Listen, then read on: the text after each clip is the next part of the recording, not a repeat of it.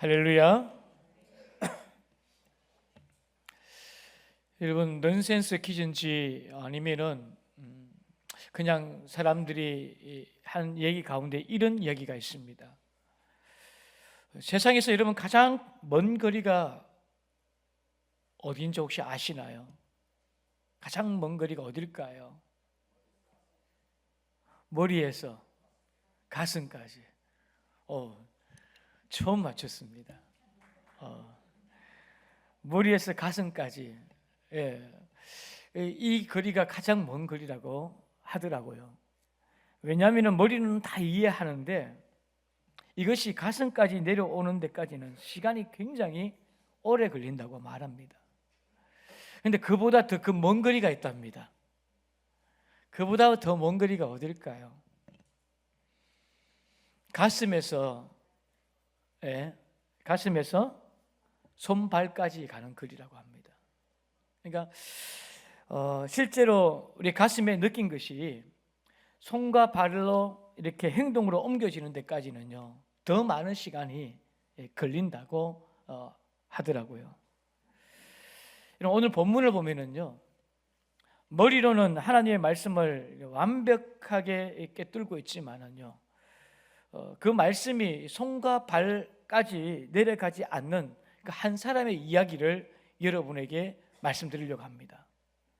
머리로는 괜찮은데 이게 손과 발까지 안 내려가는 그 한 사람, 바로 이 율법 교사에 대한 얘기입니다. 이 율법 교사가 누구냐면 본문에 등장하는 이 율법 교사는요, 여러분 그 당시에 법 전문가였습니다. 당시는 성경이 율법이 법이었습니다. 그러다 보니까 법적으로 전문가이면서 엘리트였던 사람들이었는데요. 이 율법 교사는 대부분 누구냐? 여러분이 잘 아는 이 서기관들입니다. 서기관들. 그가요 어느 날 한 사람이 예수님을 좀 이렇게 올가매려고요 예수님께 질문을 던집니다. 어떤 질문을 던지는가? 같이 한번 보겠습니다. 25절 본문 같이 읽습니다. 시작. 어떤 율법 교사가 일어나 예수를 시험하여 이르되 선생님, 내가 무엇을 하여야 영생을 얻으리이까? 내가 무엇을 하여야 영생을 얻습니까? 라고 묻습니다. 그래서 예수님이 이 율법 교사의 마음을 이미 아시고요 율법에는 뭐라고 기록되어져 있느냐라고 역질문을 합니다. 그러자 이 율법 교사가 어떻게 대답하느냐?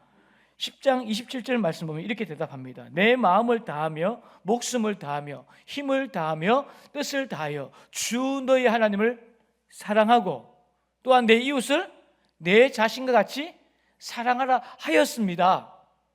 이렇게 말하는 겁니다. 여러분, 사실 이 구절은요 유명한 구절 맞습니까? 이 구절은 당시의 율법책이었던요 모세오경. 여러분, 당시의 율법책이 모세오경이었는데 모세오경이 무엇인가요? 창세기, 출애굽기, 레위기, 민수기, 신명기를 이 모세오경이라 합니다. 그 이 율법책을 딱 요약해서 완벽한 대답을 이 율법 교사가 해낸 거예요. 누가 봐도 잘한 거예요. 그때 예수님이 어떻게 말씀하시냐 하면은요 28절 보면은 이렇게 말합니다. 우리 한번 읽어주시겠습니까? 시작. 내 대답이 옳도다. 이를 행하라. 그러면 살리라 하시니라. 내 대답이 옳다. 그래, 너가 그렇게 잘한다면은 뭐라는 거예요? 그렇게 행해라는 것입니다. 이 무슨 말이냐면은요 예수님은 이 율법 교사가 어떤 사람인지 너무 잘 알고 있었습니다. 이 사람은 자신은 행하지 않으면서 사람들에게 날마다 이 계명을 지켜야 한다. 이 율법을 지켜야 한다. 다른 사람에게 짐을 지우면서요 자기는 아무것도 하지 않았던 그 사람이 예수님을 알고 있었던 거예요. 그래서 이렇게 말하는 거예요. 네 대답 맞다. 너 그거 잘 안 해? 이와 같이 이를 행해라 너도. 그렇게 주님이 말씀하신 거예요.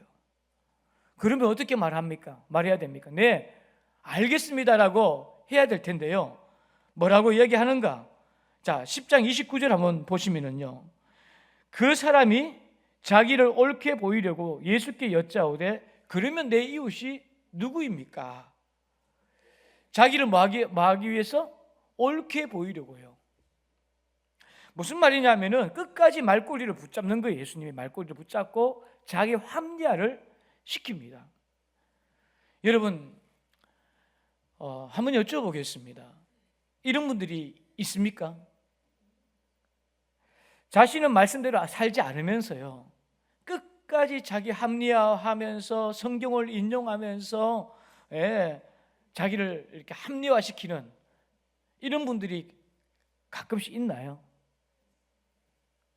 여러분, 우리가 기억해야 될 것이 뭐냐면 하나님의 은혜는요, 변명과 합리화가 아니라요, 순종하는 자에게 임하는 줄 여러분 믿으시기 바랍니다. 주님의 은혜는 뭔가 성경을 많이 알고 성경을 가지고 인용하고 성경을 가지고 계속 말꼬리를 붙잡고 그 성경 가지고 뭔가를 합리화하는 사람들에게 임하는 게 아니고요, 주님의 은혜는 순종하는, 말씀에 순종하는 자에게 임하는 줄 믿으시기를 바랍니다. 예수님은요, 율법 교사의 이 악한 의도를 아시고요, 그래도 이 질문에 대하여 답을 해주십니다. 진정한 이웃이 누구입니까? 그래서 우리가 잘 아는 선한 사마리아인의 그 비유가 오늘 본문의 내용이에요. 그래서 오늘 저는 예수님이 이 비유를 통해서 우리에게 하시는 말씀이 도대체 무엇인가, 어떤 메시지를 우리에게 주시는가를 한번 살펴보면서 하나님의 마음을 깨닫는 오늘 이 시간 되기를 주의 이름으로 축복합니다. 자, 그렇다면은 예수님이 이 선한 사마리아인 비유를 통하여서 우리에게 하시고 싶은 메시지가 무엇인가? 우리 함께 한번 해주시겠습니까? 내 안에 있는 무관심을 보라. 내 안에 있는 무관심을 보라는 이 메시지를 먼저 주십니다. 무슨 말이냐면은 예수님이 비유를 어떻게 시작합니까? 자, 30절 말씀을 우리 같이 한번 읽어주시겠습니까? 시작. 예수께서 대답하여 이르시되 어떤 사람이 예루살렘에서 여리고로 내려가다가 강도를 만나매 강도들이 그 옷을 벗기고 때려 그의 죽은 것을 버리고 갔더라. 어떤 사람이 예루살렘에서 여리고로 내려가다가요, 강도를 만난 이 이야기를 합니다. 근데 여러분, 예루살렘은 해발 700m에 있는 높은 언덕에 위치한 도시였어요. 반면 여리고라는 동네는요, 해저 400m 저지대에 있던 한 마을이었습니다. 그래서 지금 오늘 본문에 뭐라고 되어 있습니까? 여기에 보면은 30절 말씀 보면은 예루살렘에서, 구절을 좀 띄워주면 좋겠네요. 예루살렘에서 여리고로 어떻게 해요? 내려가다, 이렇게 내려간다는 거예요. 내려가다 강도를 만났다는 얘기입니다. 뭐냐면은 이 높은 곳에서 내려가다 보니까요, 이 지형 자체가 굉장히 험악했습니다. 험난한 지형이었고, 그러다 보니까 강도들이 출몰 많이를 했다고 말합니다. 그러다 이 어느 유대인이 강도 만나서 옷을 뺏기고요, 두들겨 맞아 거의 죽을 지경이 됐다, 이것입니다. 그런데 그때 마침 누가 지나가느냐? 제사장이 지나간 겁니다. 그래서 이 제사장이 이 죽어가는 이 사람을 보고요, 어떤 반응을 일으켰을까? 어떤 반응을 했을까? 자, 30절입니다. 같이 한번 읽습니다. 시작. 마침 한 제사장이 그 길로 내려가다가 그를 보고 피하여 지나가고, 보고 뭐 했다고 말합니까? 피하여서 지나갔대요. 모른 체 한 거예요, 그냥. 여러분, 아마 이 제사장은요, 어떤 상황이냐면은 율법에 의해서 이제 성전의 그 제사를 총지휘하기 위해서 그 당시에 주변에 있는 제사장들이 차례로 순번을 정해서 예루살렘 성전에서 제사를 드렸거든요. 아마 이 제사장도 여리고에서 예루살렘에 아마 자기가 차례가 되어서 제사를 다 드리고 이제 내려가는 길에 이 강도 만난 사람을 만난 것 같아요. 근데 여러분 왜 모른 채 했을까요? 강도를 만날까 싶어서 자기도 바빠서 뭐 등 여러 가지 이유가 있겠죠. 근데 어떤 이유든 간에 그냥 버리고 그냥 피해서 가버린 거예요. 근데 얼마 후에 그 길을 또 누가 지나갔다고 말합니까? 31절 말씀 한번 보시기 바랍니다. 또 이와 같이 한 누구도요? 레위인도 그것을 이르러 그를 보고 피하여 지나가대. 여러분 레위인이 누굴까요? 성전에서 예배 드릴 때에 옆에서 수종 들고 함께 예배 드리는 사람이에요. 그 사람도 피하여서 그냥 지나가 도망가 버린 거예요. 사실 여러분 한번 여쭤볼게요. 이 제사장과 레위인은요 지금 어디에서 지금 있다 온 거예요?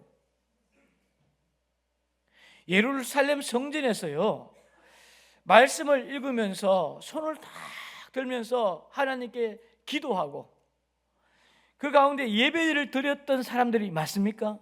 예배 드리고 지금 내려가는 길이었어요. 이 사람들이 다시 말했어요. 은혜 받은 사람이고요 은혜 받고 돌아가는 길이었습니다. 여쭤봅니다. 그렇다면 이들이 받은 은혜가 뭐예요 도대체? 그 은혜가 그들에게 무슨 도움이 된 겁니까? 여러분 이것을 우리는 무엇이라고 말합니까? 은혜 받고 피하여 도망가 버리고 은혜 받고 피하여 도망가 버리고 이것을 우리는 뭐라고 말합니까? 신앙 따로 삶 따로라고 말합니다. 신앙 따로 삶 따로. 이번 주에 여러분 소그룹 교제 이제 질문을 보면은요 우리 구역장님들하고 좀 나누면서 이런 질문을 드렸어요. 왜 기독교가 사람들에게 그렇게 손가락질을 받을까요? 왜 욕먹을까요? 교회가요. 여기저기서 이제 질문에 그 답을 주셨어요. 어떤 얘기가 가장 많은 줄 아십니까? 예수 믿는 사람이 말과 행동이 다르다는 거예요. 그것 때문에 교회가 욕먹는 것 같습니다. 그렇게 말하는 분들이 참 많은 것 같아요. 신앙 따로 삶 따로라는 얘기예요. 신앙은 참 좋은데 이분 보면은 봉사도 많이 하고 열심히 예배도 잘 드리고 안 빠져요. 그런데 들고 어떻게 저분이 저렇게 말할 수 있을까? 저분이 예수 믿는 사람이었어요? 이렇게 말하는 사람들이 있을까요? 있대요. 우리 권사님들이 많은가 봐요. 여러분 교회가 교회 모습을 보이지 못하면은요 욕먹게 돼 있어요. 교회의 핵심이 무엇인가요? 교회의 핵심은 딱 두 가지예요. 복음 전파. 하나는 또 무엇입니까? 제자 삼는 거예요. 주님이 우리에게 말씀하신 것은 복음 전파 사명이고요. 하나는 제자가 뭡니까? 예수님을 가는 것이에요. 교회가 교회되고 성도가 성도되어지지 못하면은요 복음 전파가 없고 이게 이분에게 예수님을 닮아가는 제자의 모습이 없다면은요 어쩌면 그것은요 교회가 아닐 수도 있고 성도가 아닐 수가 있다는 거예요. 그것 때문에 우리는 본질을 잃어버리기 때문에 욕을 먹는다는 겁니다. 신앙 따로 삶 따로. 지금 여러분 제사장과 레위인을 통하여서 주님이 무슨 말씀을 하시는 겁니까? 어떻게 죽어가는 사람을 보고도 너희들이 모른 채 하고 지나갈 수 있느냐? 이거 아닌가요? 우리 안에 있는 무관심에 대한 얘기를 지금 하고 있는 것입니다. 여러분 얼마 전에 요즘 이 스타가 하나 탄생했어요. 누구냐면요 대전동물원에 이 친구예요. 다 아실 거예요. 5월도 대전동물원에서 탈출해갖고 이 지난 목요일 9일 만에 이 친구를 다시 찾아가지고 이제 회복시키고 있다고 하는데 처음에 잃어버렸을 때요 탈출했을 때 사람들이 뭐라고 하냐면은 불쌍하다, 절대 죽여서는 안 된다, 뭐 이런저런 얘기를 참 많이 했어요. 근데 이번에 이 친구를 찾고 난 이후에 이렇게 댓글이 달려 있더라고. 뉴스의 댓글에. 넉구야 돌아온 것을 환영한다. 집 나가면 개고생이다. 가슴이 찡하다. 건강해라. 뭐 이런 여러 가지 댓글이 많더라고요. 이러면 어떤 얘기입니까? 죽어가는 이 짐승을 주위에 사람이 많으면 많을수록요, 개인이 느끼는 책임감이 적어져 어려움에 처한 사람을 도와주지 않고 방관하게 된다는 이 심리적 현상을 제노비스 신드롬이라고 말합니다. 이 신드롬은 1964년에 미국의 뉴욕에서 한 사건에 인하여서 만들어진 용어인데요. 실제로 미국 뉴욕의 키티 제노비스라는 한 여성이에요. 밤늦게 이제 퇴근하다가 괴한에게 습격을 당합니다. 그런데 무려 35분 동안 이리저리 괴한에 쫓겨가지고 도망 다니면서 살려달라고 비명을 질렀답니다. 그런데 이 비명 소리를 듣고 주변에 있던 주택에 사람들이 불을 켜고 창문을 다 열고 쳐다보고 있었답니다. 그 사람의 숫자가 약 38명이었답니다. 38명이 다 쳐다보았는데도요, 그 어느 누구도요 나와서 도와주는 사람이 한 명도 없었답니다. 결국은 이 여성은 길에서 죽고 말았답니다. 경찰에 신고한 사람도 없었답니다. 나중에 경찰이 목격자에게 물었답니다. 왜 가만히 계셨냐고 묻자 사람들이 이렇게 대답했답니다. 누군가 다른 사람이 신고할 줄 알았대요. 누군가가 신고할 줄 알았다고. 그리고 행여나 내가 그 일을 어떻게 나갔었을 때에 귀찮은 일이 생길까 싶어서 쳐다보고 그냥 창문을 닫았습니다. 대부분 사람들이 그렇게 이야기했다는 겁니다. 심리학에서 이것을요 제노비스 신드롬이라고, 방관자 효과, 대중적 무관심이라는 이 단어로 이렇게 그때부터 명칭을 했답니다. 여러분, 이게 무엇인가요? 이게 어쩌면은요 우리의 본성입니다. 무관심하는 것. 이 아브라함 헤셀이라는 사람이 성경학자인데요, 구약 선지서를 연구했던 분인데, 이분이 이런 얘기를 합니다. 하나님의 감동으로 행하던 선지자들의 위대한 공헌 중 하나는 무관심의 죄를 선포한 것이었다. 인간이 인간에게는 갖는 무관심에 대해 하나님은 분노하고 계심을 외친 사람들이 바로 선지자들이다. 사람들의 그 무관심에 대하여 하나님은 분노하고 계시는 거예요. 그것을 외친 사람이 누구라고요? 선지자였다라고 그는 그렇게 말합니다. 영혼에 대한 무관심, 하나님에 대한 무관심. 그래서 주님은 어떤 말씀을 하십니까? 마태복음 9장 보면은요, 주님은 이렇게 말씀하십니다. 너희는 가서 내가 긍휼을 원하고 제사를 원하지 아니하노라 하신 뜻이 무엇인지 배우라고. 여기 긍휼이라는 이 단어가 무슨 단어냐면요, 이웃에 대한 관심을 얘기합니다. 그리고 불쌍히 여기는 마음과 그 사랑을 얘기합니다. 다시 말하면 어떤 이야기입니까? 내가 이웃을 사랑하는 그 마음을 원한다라고, 너가 사람들을 불쌍히 여기는 그 마음이 있기를 원한다고. 더 리얼하게 말씀드리면요, 사람에 대해 긍휼함이 없이 살면서 교회에 나와서 거룩한 척 예배드리지 말라는 얘기입니다. 지금 나는 제사보다 예배보다 더 중요한 것은 이웃에 대한 너의 마음이 필요하다는 거예요. 여러분, 엘리 위젤이라는 사람이 이런 얘기를 합니다.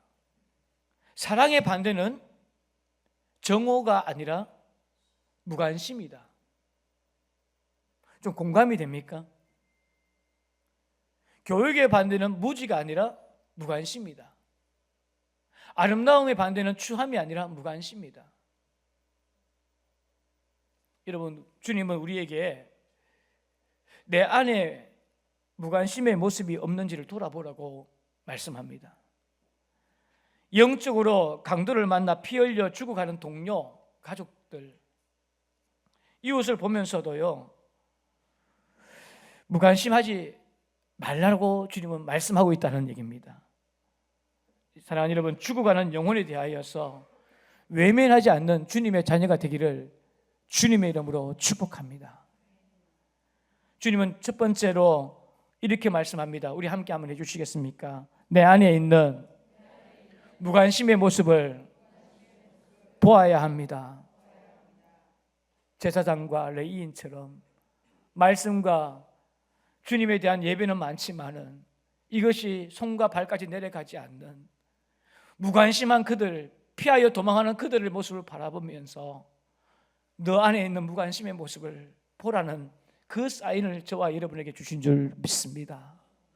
두 번째로 이 비유를 통해 주님은 무슨 말씀을 하는 것입니까? 우리 함께 해주시겠습니까? 나를 살려주신 예수님을 보라. 나를 살려주신 예수님을 보라고 주님은 이 비유를 통해 우리에게 가르치십니다.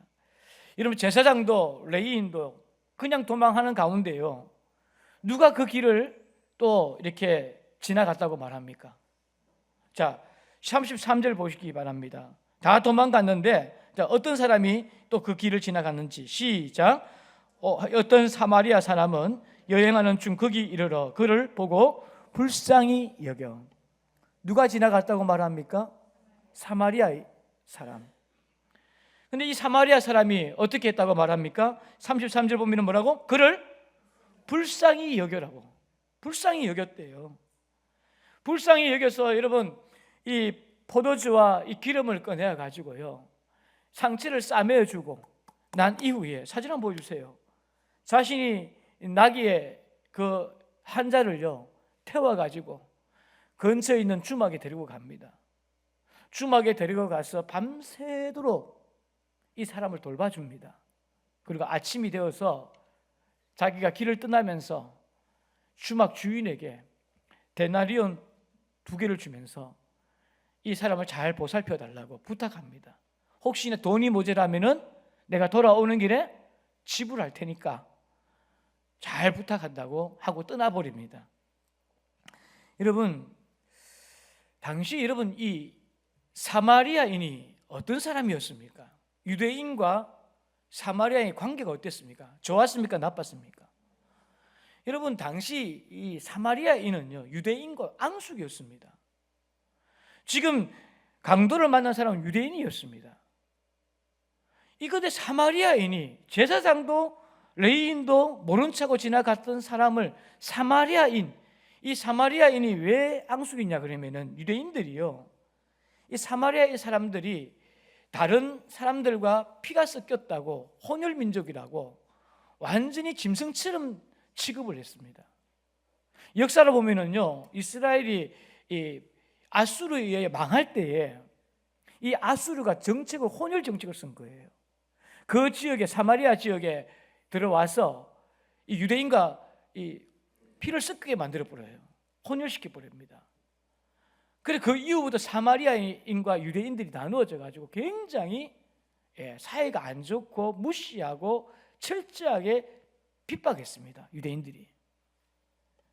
그런데 사마리아 이 사람이요, 죽어가는 사람을 그냥 지나치지 않았다는 얘기입니다. 어떤 이야기입니까? 선한 사마리아인 같이 원수까지 사랑하고 사람을 도와야 합니다.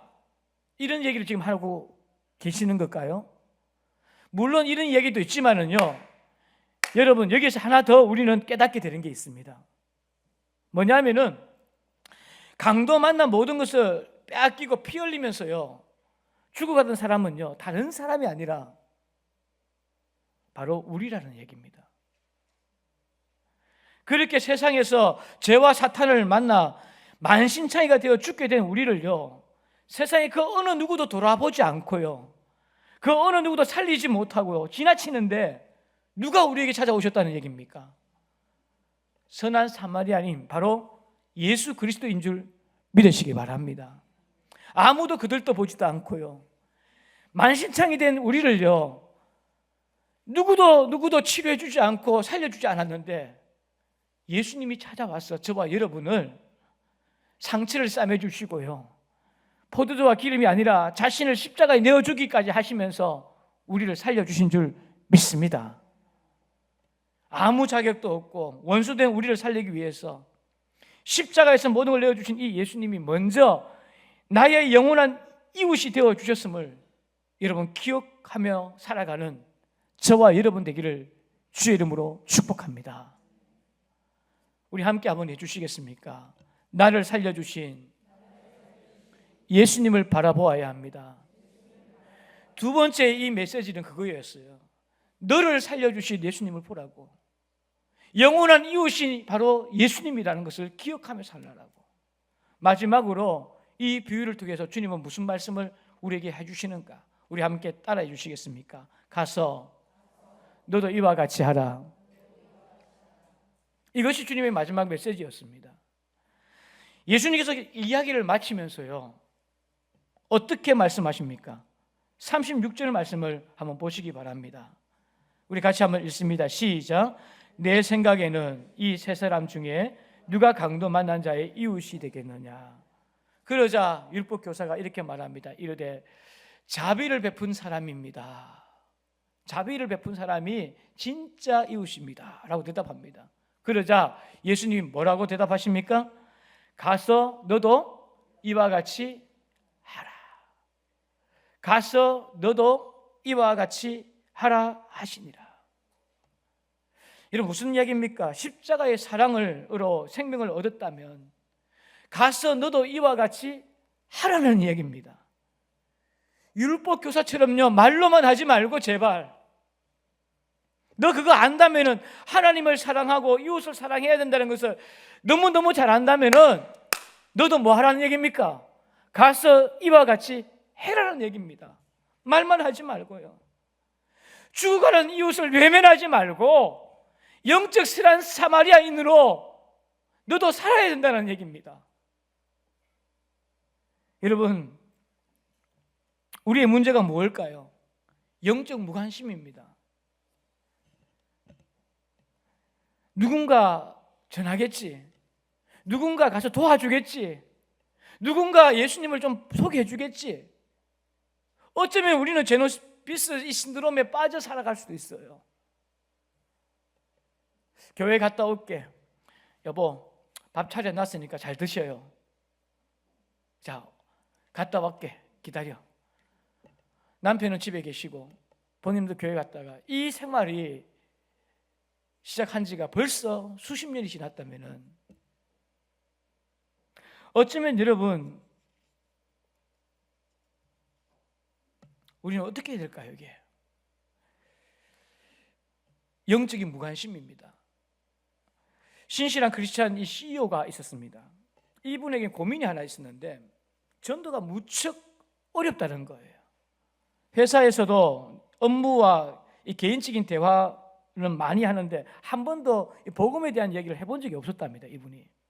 그러던 어느 주일에 말씀을 듣고 이번에는 복음 전해야지라고 결심을 딱 하고 난 다음에 기도하고 그 다음날 아침에 이제 가서 비서에게 처음으로 이렇게 물었답니다. 너 교회 다니니? 라고 물었더니 이 비서가 깜짝 놀라는 거예요. 왜 그러세요? 라고 묻는 겁니다. 교회 한번 다녀보라고. 예수 믿으면은 행복하고 교회 다니면 좋아. 한번 가볼래? 이렇게 말하니까요, 이 비서가 갑자기 이런 얘기를 하는 겁니다. 사장님, 제가 사장님을 모신 지가 15년 되었습니다. 그런데 그동안 한 번도 제게 교회 가자라는 말씀을 하시지 않기에 제 같은 존재는 예수를 믿을 수 없나 보다 생각했고 교회는 가면 안 되는 곳인 줄 알았습니다. 이렇게 말씀해 주셔서 감사합니다 라고 하면서 그 다음 주에 같이 함께 교회를 갔다는 그런 어떤 이야기가 있습니다. 문제가 뭡니까? 무관심이라는 거예요. 주님은 우리에게 계속 말씀하십니다. 죽어가는 사람에게 손을 내민 선한 사마리아인처럼 너도 가서 이와 같이 해라고. 가서 너도 이와 같이 해라고. 사랑하는 여러분, 죽어가는 영혼을 외면하지 않는 주님의 자녀가 되기를 소망합니다. 말씀의 결론을 맺습니다. 1995년에 개봉했던 영화인데 데드맨 워킹이라는 영화입니다. 데드맨 워킹이라는 영화인데 이 영화는요, 실화를 바탕으로 만들어진 작품입니다. 영화의 주인공이 매튜라는 사람이 나와요. 이 매튜라는 사람이 어느 날 이 데이트 중이었던 10대 커플을요 강간하고 살인해 버립니다. 그래서 사형 선고를 받게 됩니다. 사형수가 되어졌는데 이 사형수였던 이 사람 옆에 헬렌이라는 한 수녀가 그 사형수를 돕기 시작합니다. 그리고 마지막 시간까지 함께하는 이 모든 과정 속에서 사형 제도와 이 속죄를 생각하게 만드는 이 영화인데, 여러분 데드맨 워킹이라는 뜻이 뭘까요? 데드맨 워킹, 사형수가 사형장으로 들어오고 있다라는 뜻을 가지고 있습니다. 뭐 한글로 굳이 번역하다 그러면은요 사형수 입장 뭐 이렇게 번역할 수도 있겠죠. 그것을 데드맨 워킹이라고 말하더라고요. 영화의 마지막 장면을 보면은요 간수장에게 끌려 사형장으로 들어오는데 방탄유리 넘어 가족이 쳐다보고요 변호사가 쳐다보면서 마지막 한마디를 하라고 하고 이 사람이 죽게 되어집니다. 왜 이 말씀을 여러분에게 드리냐 그러면은요 복음을 모르는 죄인의 결말도 이와 같다는 얘기입니다. 우리나라의 사형수는요 정확한 집행일을 알리지 않는다고 합니다. 보통 어떻게 합니까? 면회 온 것처럼 해서 데리고 가고 어느 날 갑자기 보내버리는, 이게 우리나라의 특징이라고 합니다. 근데 그렇다 보니까 사형수들이요 항상 공포감에 빠져서 살고 있답니다. 그렇습니다. 우리에게도요 언제 이 죽음이 다가올지 모릅니다. 여러분 우리 함께 주변을 한번 돌아봤으면 좋겠어요. 여러분은 어떻습니까? 누가 강도 만난 사람의 이웃일까요? 여러분 진정한 이웃 맞습니까? 한번 여쭤볼게요. 여러분 진짜 성경 오늘 말씀처럼 진정한 이웃이 우리가 맞습니까? 지금 이 순간에 내가 함께 해야 할 이웃이 누구인지, 그것이 친구든 가족이든 직장 동료이든지 실족해서 교회를 다니지 않는 사람이든지 한번 생각하고요 그 대상자를 함께 한번 결정하는 시간이 되었으면 좋겠습니다. 여러분 우리가 침묵하면은요 아무도 모릅니다. 내가 손 내밀 때 영혼 구원이 시작되어지고요 새 생명의 역사가 시작되어진다는 것을 믿으시기 바랍니다. 어쩌면은요 제노비스 신드롬에 우리가 빠져 있을 수도 있습니다. 누군가 그렇게 하겠지. 아닙니다. 주님은 우리에게 뭐라고 말씀하십니까? 가서 너도 이와 같이 하라. 이것이 주님의 메시지인 줄 여러분 믿으시기 바랍니다. 주님은 너 안에 있는 무관심의 모습을 보아라고, 너를 살려주신 예수님을 보라고, 가서 너도 이와 같이 하라고 오늘 이 자리에서 주님께서 우리에게 말씀하시는 줄 믿으시기를 바랍니다. 여러분 한 주간 내내 그런 생각을 했습니다. 여러분 들어오실 때 이 카드를 다 받으셨죠? 오늘은 태신자 작정주일입니다. 행복 드림 축제를 하면서 우리가 이제 이름을 같이 적고 같이 기도하기 시작하려고 하는데, 저도 이것 때문에 한 주간 내도록 고민을 많이 했어요. 여러분 저는 이제 이게 죄송해요 사교의 폭이 그렇게 넓지가 않아요. 제 주변에 만나는 분들이 대부분 누굴까요? 여러분도 그렇겠지만 누굴 만날까요? 저는 우리 성도님들이 95%가 우리 성도님들이에요. 만나는 분들이 90% 이상이에요. 그리고 뭐 또 친구들 다 보면 다 목사님들이세요. 그 전도를 해야 되는데, 그래서 이번에 머리를 제가 예쁘게 깎았잖아요, 그죠?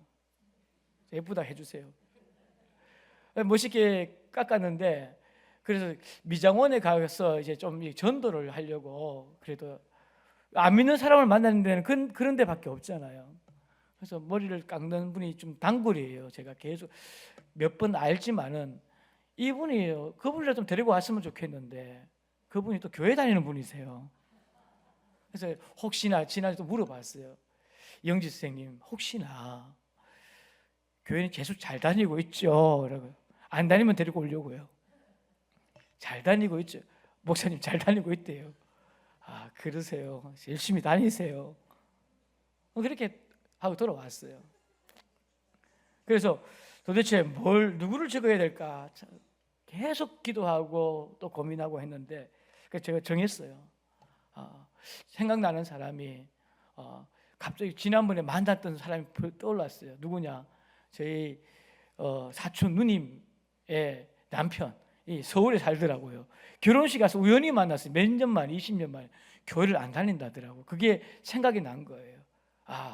저분을 내가 데리고 와야 되겠다. 수소에 있기 싫은데 못 본 지 오래돼서 처음 봤어요. 그때 한 20년 만에. 그래서 그분을 내가 작정을 해야 되겠다. 그래서 작정을 하고, 또 하나는 지금 안 다니고 있는 장기 결석자들 내가 다 찾아가서 모셔야 되겠구나. 이게 내가 해야 될 일이구나. 또 하나는 전도 나가서 내가 직접 만나서 대상자를 정해야 되겠구나. 이번 한 달 동안. 이런 마음을 가지고요, 사실 왔었습니다. 여러분, 분명한 건 준비된 영혼이 있습니다. 우리 모든 믿음의 가정들이 기억해야 될 것은 그리스도인이 그리스도인다운 것은 복음 전할 때입니다. 교회가 교회다울 때, 복음 전할 때 가장 하나님의 강력한 역사가 일어나는 줄 여러분 믿으시기를 바랍니다. 초청주의를 하는 목적은요, 복음이라도 한번 듣게 만드는데 그게 목적이 있어요. 나머지는 하나님이 하실 겁니다. 여러분, 이 시간에 무엇보다도 이것을 기억하고 주님 앞에서 오늘 작정하고 주님 앞에 함께 나아가는 소중한 시간이 되어지기를 간절히 소망합니다.